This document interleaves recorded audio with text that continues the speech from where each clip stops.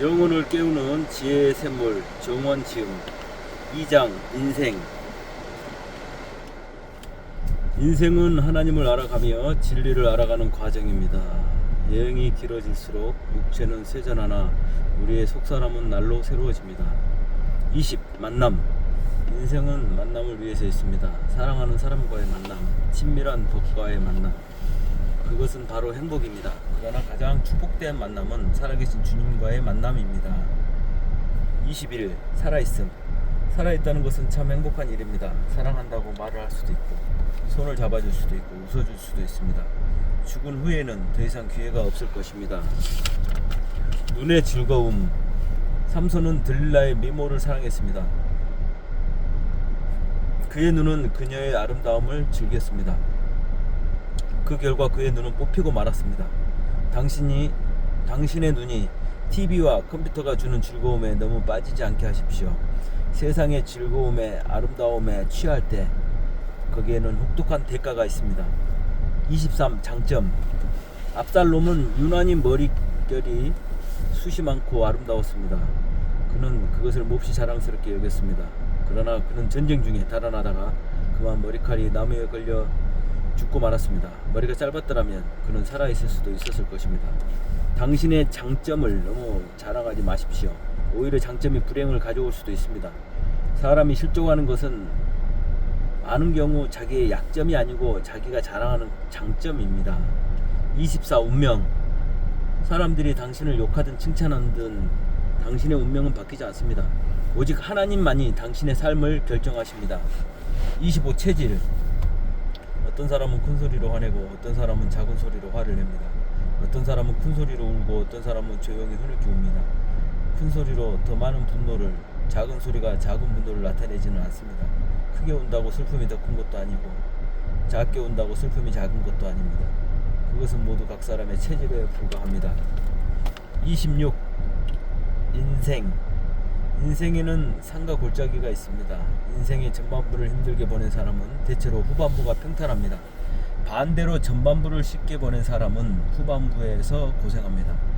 그러므로 형통할 때 자만하지 않으며 어려울 때 낙심하지 않는 것이 곧 인생의 지혜인 것입니다. 27. 독립. 어린이는 빨리 독립하여 부모로부터 벗어나야 합니다. 그리하여 자기의 삶을 살아야 합니다. 자녀를 내 뜻대로 기르지 마십시오. 내 생각을 강요하지 마십시오. 그것은 그들의 성장을 반대합니다. 마마보이는 몸은 자랐으나 마음은 아직 자라지 않은 것입니다. 28. 라이프 스타일. 각 사람마다 독특한 라이프 스타일이 있습니다. 어떤 사람은 모든 것을 빠르게 성취합니다. 어릴 적부터 이해도 빠르고 몸의 발육도 빠릅니다. 알렉산더 대왕처럼 20대 초반에 세계를 정복하는 사람도 있습니다. 사람들은 이런 이들을 천재라고 뛰어난 사람이라고 하지만 그러한 이들은 라이프 스타일이 빠른 것 뿐입니다. 이런 사람들은 성취가 빠르므로 빨리 죽는 것이 보통입니다. 반면에 어릴 적부터 모든 발육이나 이해가 느린 사람이 있습니다. 이들은 성질급한 어른들로부터 바보 소리를 듣고 자라지만 바보가 아니라 삶의 리듬이 조금 느릴 뿐입니다. 이들은 자란 후에는 어린 시절의 어려움을 극복하고 자기의 스타일을 찾게 됩니다. 늦기는 하지만 그도 역시 훌륭한 한 사람으로서 자기에게 주어진 것들을 담당하게 되는 것입니다. 29. 친구. 사람들은 모두 유명하고 능력 있는 사람을 사귀기 원하지만 인생의 어려움이 닥칠 때 그들은 별로 도움이 되지 않습니다. 평소에 대수롭게 여기지 않았던 사람이 당신이 힘들 때 친구가 되어줍니다. 30. 분별. 크게 칭찬하면서 다가오는 사람일수록 떠날 때는 심하게 욕을 합니다.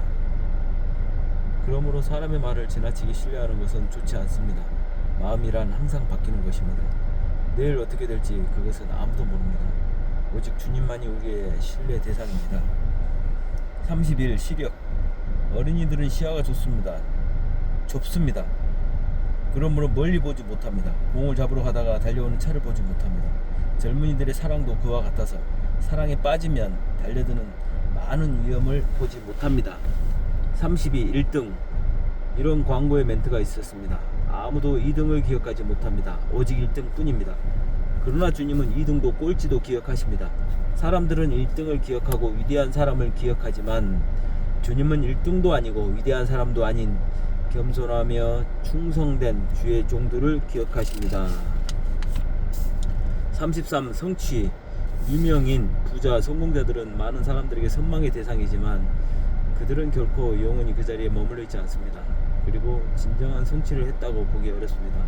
진정한 성취란 눈에 띄는 것이 아니며 주님 보시기에 합당한 삶이며 성품입니다. 34. 기다림. 아무리 울부짖어도 겨울이 순식간에 봄이 되는 것은 아닙니다. 기도응답에도 때가 있습니다. 많은 고난들은 대부분 충분히 인내하며 기다릴 때 서서히 감해지며 충분히 시간이 지나고 나서 봄이 오는 것입니다. 35. 훈련.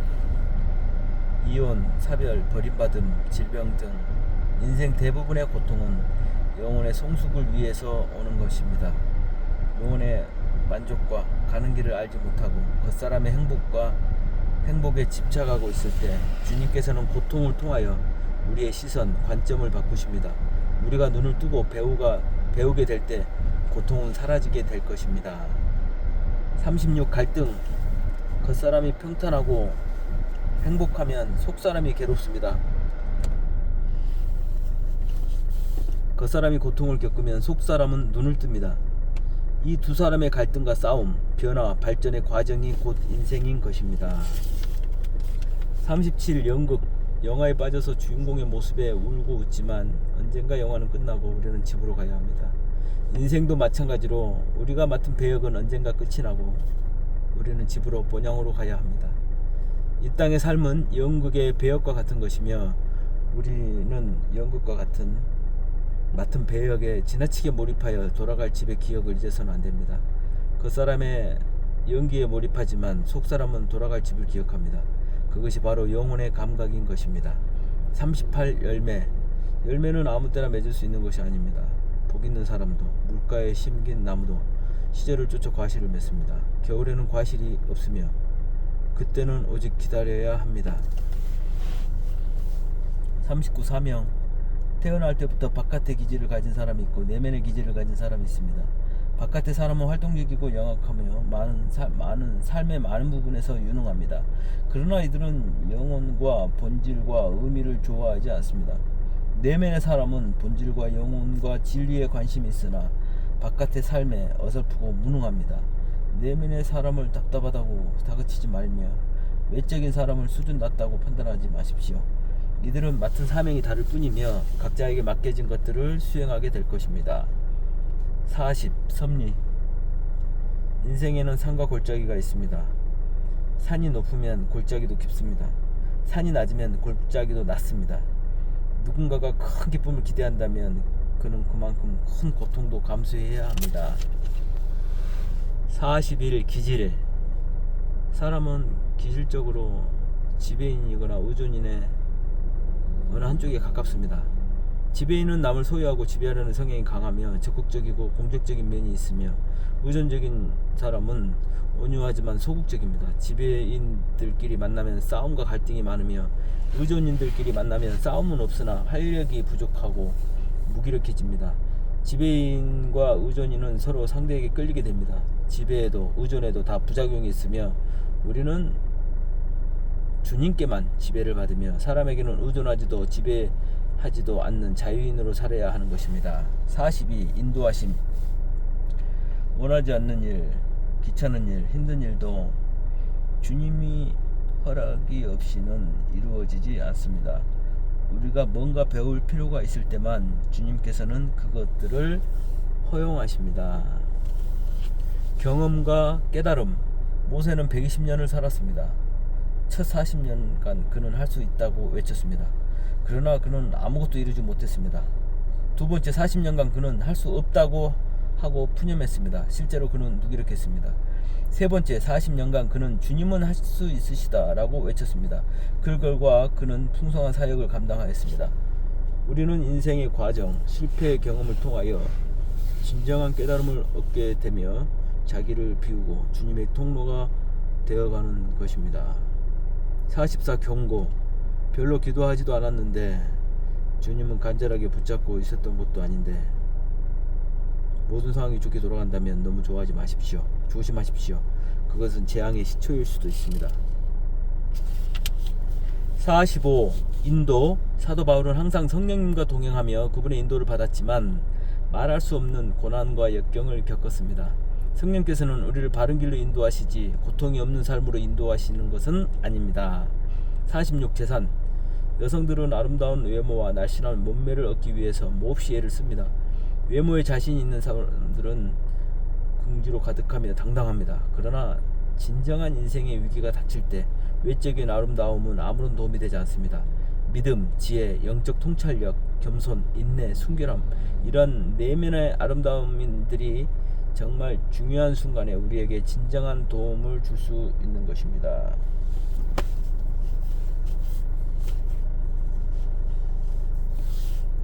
47. 사명 1. 관계 중심의 사람과 사역 중심의 사람은 날 때부터 어느 정도 결정되어 있습니다. 그것은 체질이고 사명이며 어느 쪽이 옳다고 단정하는 것이 아닙니다. 사명 2. 사명에 따라 어떤 사람은 이 땅에서 드러나게 사역하고 어떤 사람은 은밀하게 감추어져 있습니다. 드러날 사람이 감추어져 있는 것도 고통이지만 숨겨져야 할 사람이 드러나는 것도 일종의 재앙입니다. 49. 탐식. 어떤 분들은 먹는 것을 몹시 좋아합니다. 그들은 비싸고 영양가 높은 음식을 먹지 못하면 몹시 괴로워하며 자신을 불쌍하게 여깁니다. 그들은 건강한 몸을 가지고 있으면서도 자신이 영양실조라고 한숨을 쉽니다. 이러한 이들은 영적인 성장에는 관심이 없으며 자신의 비참한 영적 상태를 보지 못합니다. 좀 더 성장하게 되면 그들은 무엇이 좀 더 중요한 것인지 알게 될 것입니다. 50. 사람의 사명. 사랑의 사명. 주님께서는 우리가 사랑하고 섬기도록 우리에게 사람을 보내십니다. 그리고 우리의 역할이 끝나면 그들을 다른 곳으로 인도하십니다. 우리는 우리에게 맡겨진 사랑의 사명을 감당해야 하며 사람을 소유하려고 해서는 안 됩니다. 51. 참된 위로. 어떤 이들은 타인의 위로와 관심에 목말라 있습니다.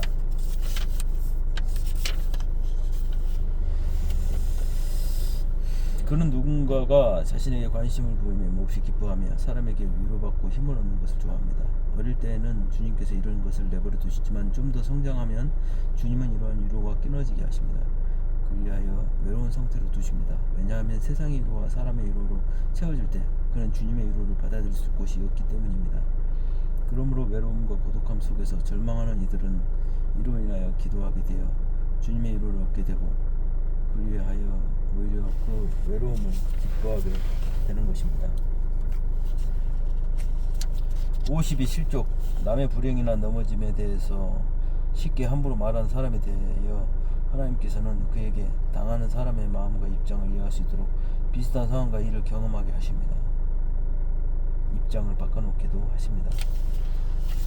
53. 섬김의 종류.